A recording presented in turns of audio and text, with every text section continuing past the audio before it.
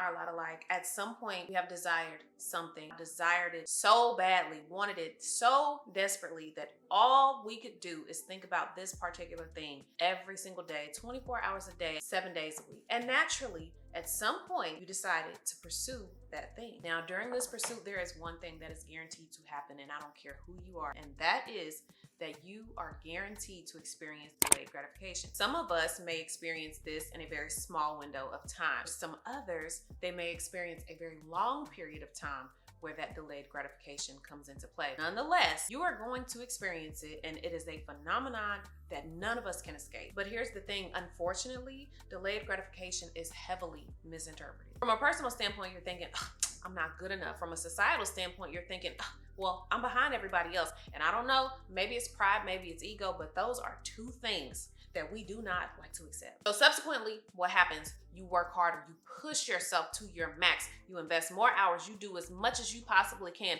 sometimes even borderline burning yourself out just to keep the pursuit alive. But here's the thing, we keep interpreting the delay as if it's some kind of problem that needs to be corrected, never making the connection between the fact that the delay could actually be part of the solution. Because while yes, hard work can get you to your end goal, but it won't necessarily get you there as quickly as clarity can. And clarity, that takes time. Because it's both time and clarity that are needed in order to close that gap between who you are today and the person you think you want to become. It's in the middle of the pursuit when your capacity actually gets revealed. And depending on what that capacity is, your desires can change. And suddenly what you thought you wanted so badly, so desperately, doesn't quite even look the same anymore. And that brings us to another opportunity to be able to separate the trend from the truth. There's a trend telling us that if we want it badly enough to just keep going, never stop, never take any other options into consideration.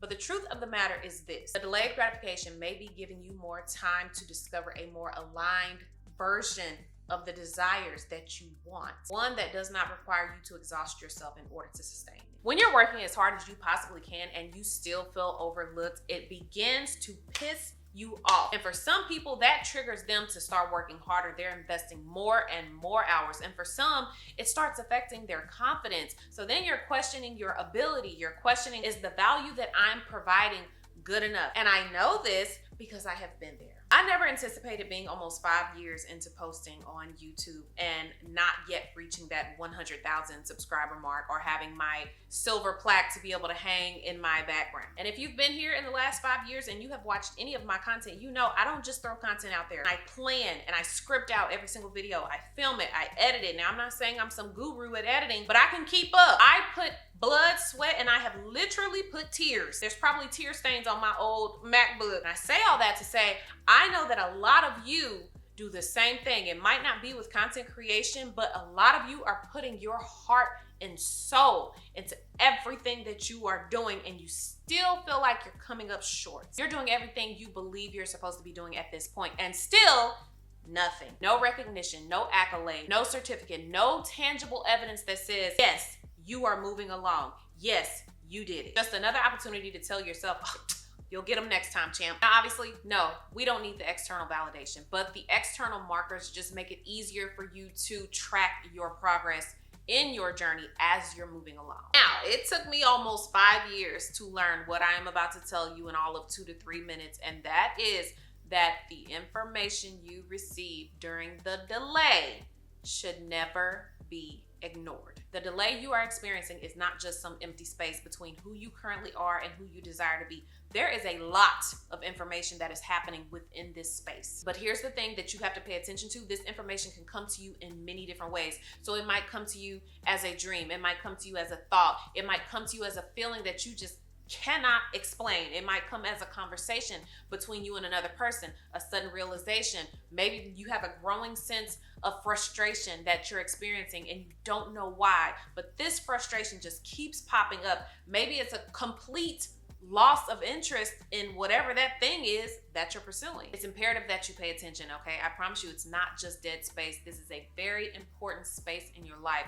You need to pay attention during this time because you need to collect all of this information that is happening so that you can finally put the pieces together of you. Here's what I mean. When you start a pursuit, there isn't any data. There's no data collected. There's nothing that you can go by. You just have a starting point. You don't know what you're capable of sustaining yet. You feel excited to start, but you don't know yet what exactly is energizing you. You don't know what sacrifices you're actually willing to make. So essentially your capacity gauge is at 0. If it helps, think about it like a car. Turn the car on, everything is running, the engine is running, the alternator is running, gauge is working, but the car is sitting in park. If the car is in park, obviously the speedometer is going to stay at 0. Now, put that car on the street or put that car on the highway. What is the difference? The output is different. The speed that you may go on the streets, you're going to have a different output than what it would take if you were on the highway. What is the difference? The gears are shifting, and that is what you need to do. There's a different level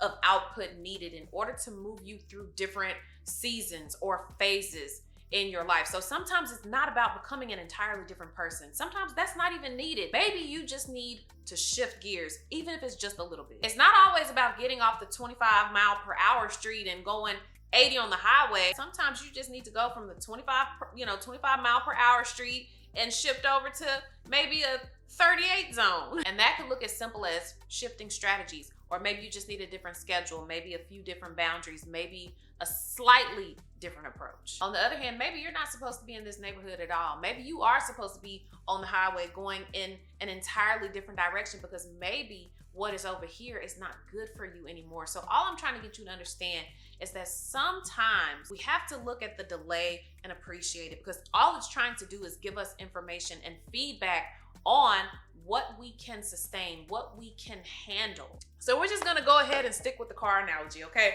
Maybe you have found yourself making 4 right turns, and what do you know? You realize you're driving in circles, ending up in the exact same place over and over again. That can really become mentally debilitating, and I know this because I've been there too. Applying this to our discussion, is it possible that maybe you have found yourself in this constant loop because you have been on the pursuit for so long and you've never really opened yourself up to the possibility of taking a different route, or again, shifting streets or moving highways, and you just feel like you can't give up. You've got to do it. You've got to stay in the loop. You've got to make it happen. You're telling yourself, there is no way in hell I can give up on myself. I have invested too much. I have worked too hard.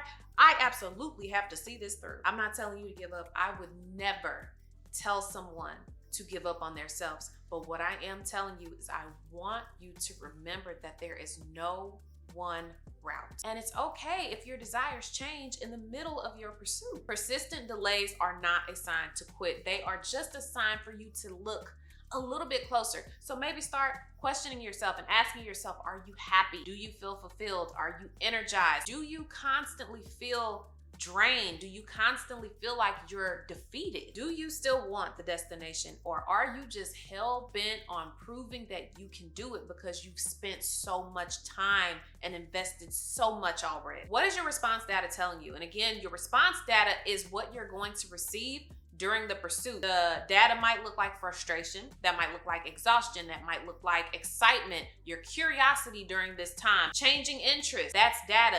The amount of peace that you've been able to experience, that is data. We become so consumed with the desire to win and the desire to reach the original goal that we never really stop to ask ourselves, who decided what winning looks like, or whose version of winning am I following right now? You are the only one who can set the winning parameters in your life, or you should be, if you are not already, the only one who sets the winning parameters of your life. Not an algorithm, not your friends, not your family, not somebody you went to school with 15, 20, 30 years ago, not the person that you follow on social media who you always think is 5 steps ahead of you. You are the one who sets the winning parameters, the winning standards, whatever you want to call them.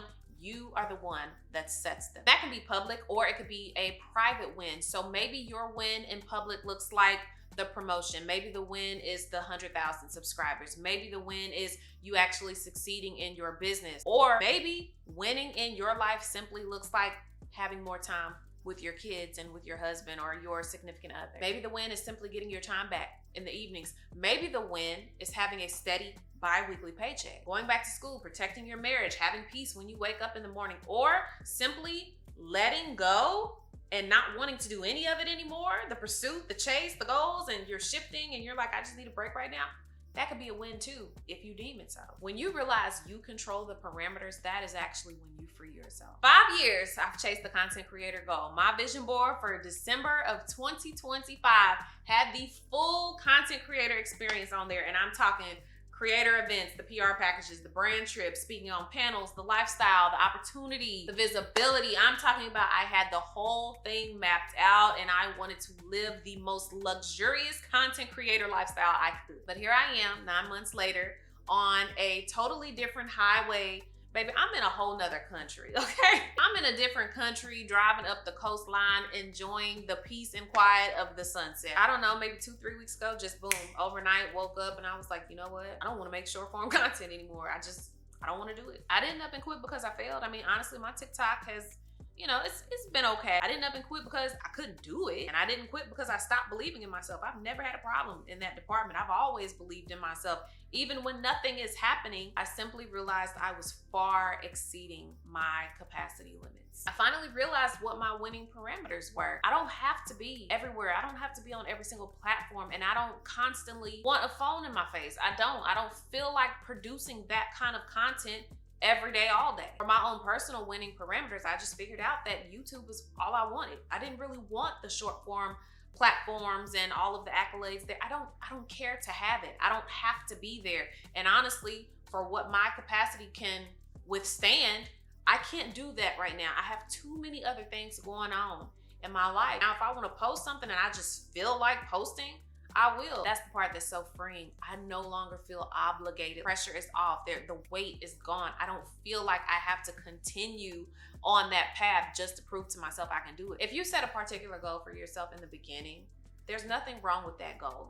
But we have to realize that during the pursuit, we're going to shift gears. We're going to change. Our trajectory is going to look different, especially if you are evolving in many different ways as a person. So we can change that goal anytime that we want because it aligns to who we are in that moment. We can make vision boards all day long, but in doing so, we never know what that capacity is because that's not something that you'll know up front. That's something that you can only experience in the thick of it. You discover your capacity when you're tired. You discover your capacity when you have competing priorities. You discover when the thing you thought would make you happy turns out to be something that costs more than you ever would have expected. This is why we're not supposed to try to figure out our entire lives at the beginning of the starting line or at the beginning of the pursuit. We're supposed to, as the individual, collect information as we move along.